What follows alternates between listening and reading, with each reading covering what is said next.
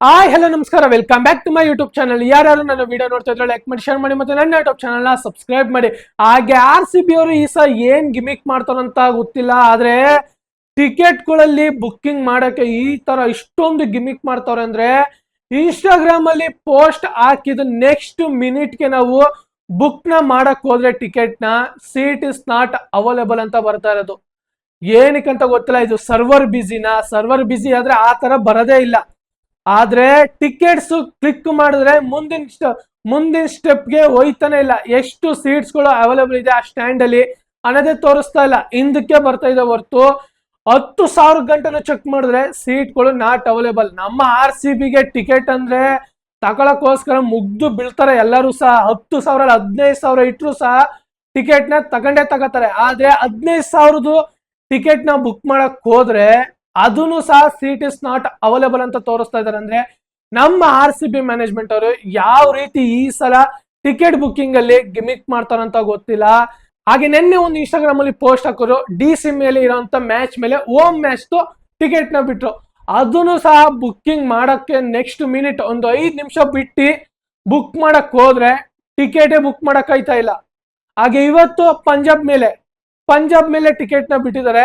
ಅದನ್ನು ಸಹ ಬುಕ್ ಮಾಡಕ್ ಹೋದ್ರೆ ನೆಕ್ಸ್ಟ್ ಮಿನಿಟ್ 1 ನಿಮಿಷ ಆಯ್ತು ಬಿಟ್ಟು ಅದ್ ನೆಕ್ಸ್ಟ್ ಮಿನಿಟ್ಗೆ ಅಫಿಷಿಯಲ್ ಆಪ್ ನ ಓಪನ್ ಮಾಡಿ ಟಿಕೆಟ್ ನ ಬುಕ್ ಮಾಡಕ್ ಹೋದ್ರೆ ಟಿಕೆಟ್ಗಳು ಅವೈಲೇಬಲ್ ಸಿಗ್ತಾ ಇಲ್ಲ. ಅಲ್ಲಿ ಬುಕ್ ಫಾರ್ ಟಿಕೆಟ್ ಈ ಕಡೆ ಕೆಳಗಡೆ ಎರಡು ಸಹ ಟಿಕೆಟ್ ಬುಕ್ಕಿಂಗ್ ಅಂತ ತೋರಿಸುತ್ತೆ. ಆದ್ರೆ ಟಿಕೆಟ್ ಬುಕ್ಕಿಂಗ್ ಕೊಟ್ಟಾದ ನಂತರ ನಮ್ಗೆ ಯಾವ ಸ್ಟ್ಯಾಂಡ್ ಬೇಕು ಅಂತ ಫುಲ್ ಸ್ಟ್ಯಾಂಡ್ ಗಳು ತೋರಿಸುತ್ತೆ. 2,300 ಇಂದ 42,000 ಇರುವಂತ ಎಲ್ಲಾ ಸ್ಟ್ಯಾಂಡ್ ಗಳದ್ದು ಟಿಕೆಟ್ ಗಳು ಅವೈಲೇಬಲ್ ಅಂತ ತೋರಿಸ್ತಾ ಇದೆ. ಆದ್ರೆ ಟಿಕೆಟ್ ಗಳನ್ನ ಬುಕ್ಕಿಂಗ್ ಮಾಡಕ್ ಆಗ್ತಾ ಇಲ್ಲ. ಇವ್ರು ಯಾವ ರೀತಿ RCB ಅಫಿಷಿಯಲ್ ವೆಬ್ಸೈಟ್ ನ ಮತ್ತೆ RCB ಆಪ್ ನ ಕಂಟ್ರೋಲ್ ಮಾಡ್ತಾ ಇದಾರೆ ಅನ್ನೋ ಗೊತ್ತಿಲ್ಲ. ಆದ್ರೆ ಇದಂತೂ ಸರ್ವರ್ ಬಿಸಿಲಿ ಕಾಣಿಸ್ತಾನೆ ಇಲ್ಲ. ಸರ್ವರ್ ಬಿಸಿ ಆದ್ರೆ ಆಪೇ ಓಪನ್ ಆಗಲ್ಲ. ಆದ್ರೆ ಯಾವ ರೀತಿ ಇವರು ಟಿಕೆಟ್ಸ್ ಗಳನ್ನ ಬಿಡ್ತಾ ಇದಾರೆ ಅಂತ ಗೊತ್ತಿಲ್ಲ. ಆದ್ರೆ ಎಷ್ಟು ಜನಕ್ಕೆ RCB ಟಿಕೆಟ್ ಸಿಕ್ಕಾಯ್ತೋ ಅವರಂತೂ ಪುಣ್ಯವಂತರು. ಆದ್ರೆ ನಾವು RCB ಟಿಕೆಟ್ ನ ಬುಕ್ ಮಾಡಕ್ ನೋಡ್ತಾ ಇದೀವಿ, ಆಯ್ತಾ ಇಲ್ಲ. ಆದ್ರೆ ಅಲ್ಲೇ ಒಂದ್ ಸ್ವಲ್ಪ ಬ್ಲಾಕ್ ಅಲ್ಲಿ ಮಾರುವಂತ ಸಾಧ್ಯತೆಗಳು ತುಂಬಾ ಇದೆ.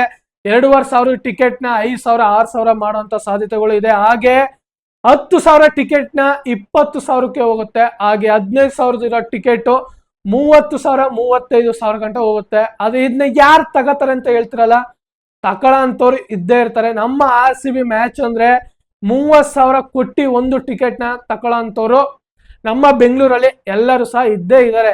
ಬ್ಲಾಕ್ ಅಲ್ಲಿ ಆದ್ರೂ ಸರಿ, ಆನ್ಲೈನ್ ಸಿಕ್ಕಿದ್ರಾದ್ರೂ ಸರಿ, ಟಿಕೆಟ್ ನ ತಕೊಂಡು ನೋಡೋಂತ ಎಲ್ಲರೂ ಸಹ ಇದ್ದಾರೆ.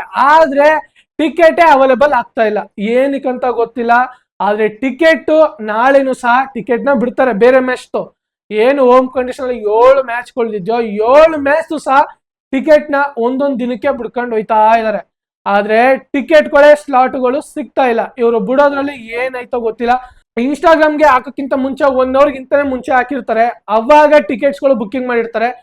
ಆದ್ಮೇಲೆ ಅವರು ಇನ್ಸ್ಟಾಗ್ರಾಮ್ ಪೋಸ್ಟ್ ಹಾಕಿದ್ರೆ ಟಿಕೆಟ್ಗಳು ಎಲ್ಲಿ ಸಿಗ್ತದೆ ನಮ್ಗೆ ಹೇಳಿ? ಟಿಕೆಟ್ಗಳಂತೂ ಸಿಗೋದೇ ಇಲ್ಲ. ನಾವು ಇನ್ಸ್ಟಾಗ್ರಾಮ್ ನ ನೋಡ್ತಾ ಕುತ್ಕೊಂಡ್ರೆ ಪಕ್ಕ ನಾವು RCB ಟಿಕೆಟ್ ನ ಬುಕ್ಕಿಂಗ್ ಮಾಡಕ್ ಆಗಲ್ಲ. ನಾವು ಟಿಕೆಟ್ ನ ಬುಕ್ ಮಾಡ್ಬೇಕು ಅಂದ್ರೆ ಅವ್ರ ಅಫಿಷಿಯಲ್ ಆಪ್ ತಪ್ಪರ ವೆಬ್ಸೈಟ್ ನ ಇಟ್ಕೊಂಡು ಕೂತಿರ್ಬೇಕು.